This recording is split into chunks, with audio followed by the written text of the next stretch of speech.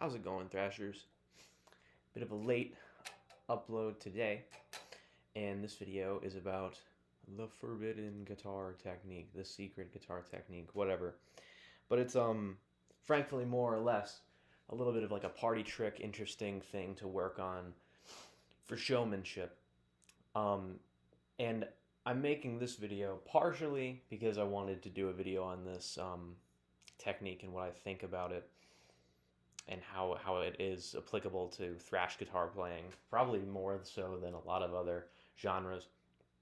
But also, I wanted to put out a little upload just to get people's attention so I could talk about the little poll that I put up on my posts that you're able to do on YouTube, which, it's fun to do those, I guess. Again, ultra small audience, so of course I don't expect very many responses to it, but I think it's nice. It's a better way to give people choices when it comes to the content that they want to see. So I put that out for what my next lesson video should be. All of those songs on there are ones that I do not know, so I'm going to have to learn those quick and decently.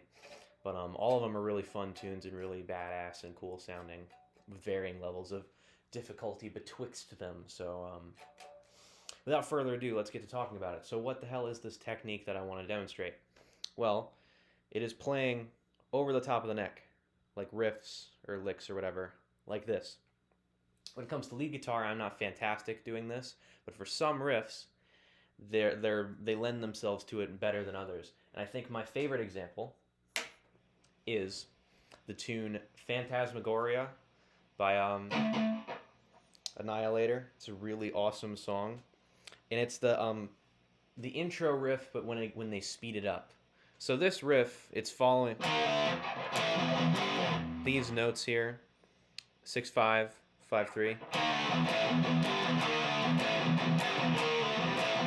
and they do that for a while, but then they speed it up into this thing where you're adding in a bunch of low chugs.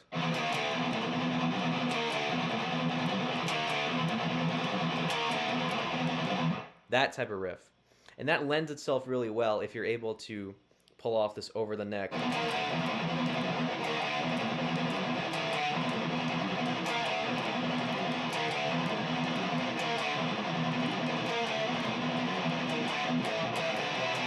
It's not an easy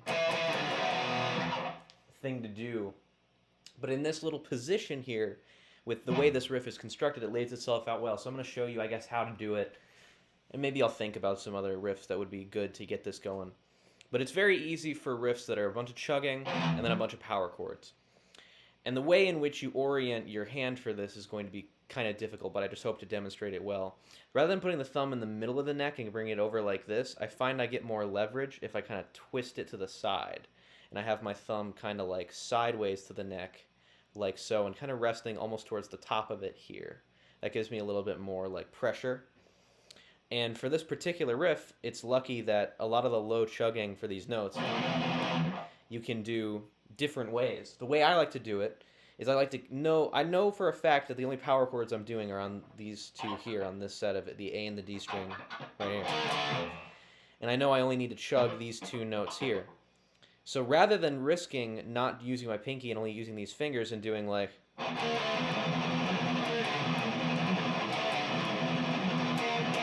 that's not as consistent as just utilizing this pinky movement to keep the fingers here ready for this on the repetitions. So...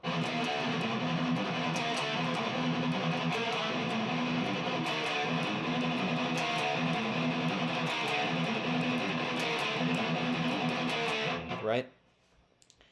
So it works like that with basically any riff.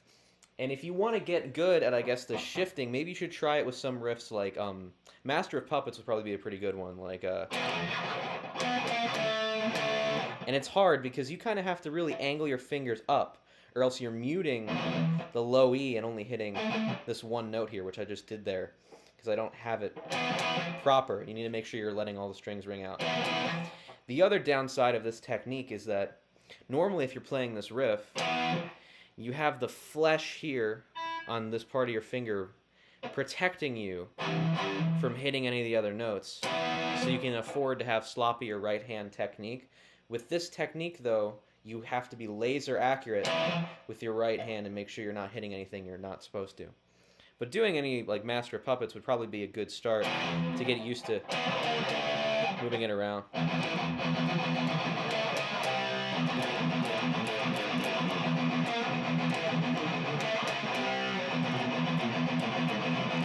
Maybe this. With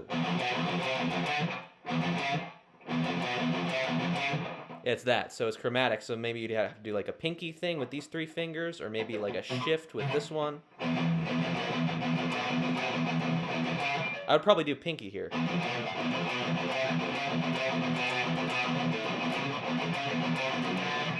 I've never done that before, so it shows. But it's quite difficult and weird, and you need to get the proper amount of strength and leverage and pressure so you're actually fretting the note properly. If you try to do this technique, it'll make you feel like a beginner all over again. But there are just tons of different, like a... You want to do that one?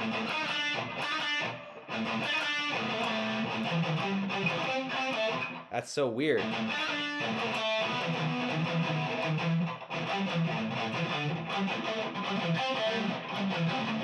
Man, you could do so many stupid... That would be hell. Because you kind of have to rewire your whole brain. You're used to having your fingers, when you're trying to go down or up, in this kind of fashion, pinky to pointer or pointer to pinky, when you're going up or down. But you're reversing it. So trying to do like any scale runs or something,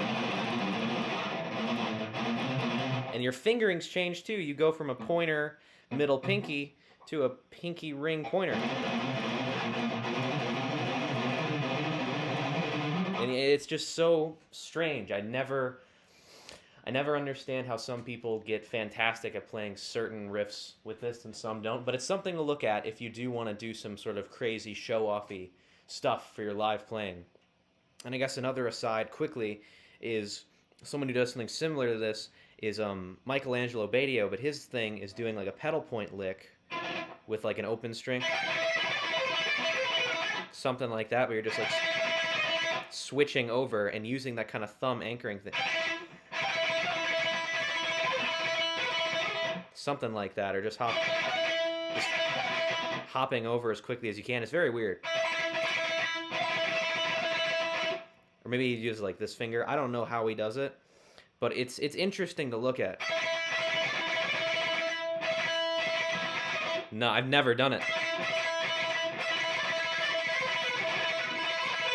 If you're just doing it with one finger with any of these pedal licks, or maybe even 2.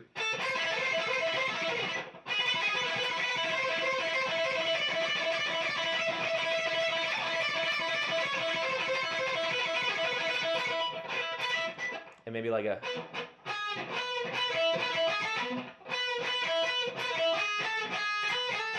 Maybe something like that. For that, but that's such a weird, I never do it.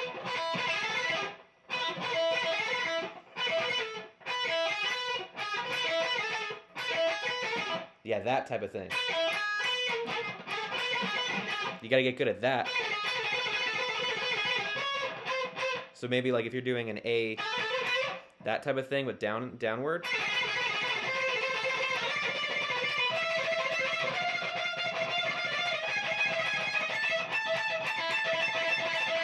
I don't know. It's very wishy-washy. It's not very easy to make sound good because you're not applying consistent pressure as you would with any of your actual playing. I feel like it's only best reserved for doing really badass metal riffs that don't require a lot of independent finger movement and are just a lot of power chords.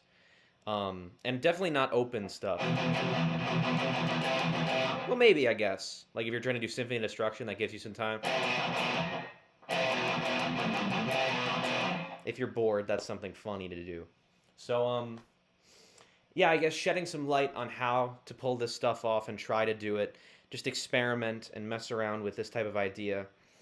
Because at a certain point within your playing, you will reach plateaus or points of boredom where you need to express yourself differently, whether that's stopping working on technique and trying to write songs or some other avenue. If you still want to be a technique junkie and a crazy shred freak, working on stupid little silly techniques like this one for any of the stuff you already know how to do, just to, put your mind at ease and take you somewhere else for a while so you can get right back into your other more rigorous, more like direct, shreddy, weird garbage. Any of the stuff you want to practice and get better at.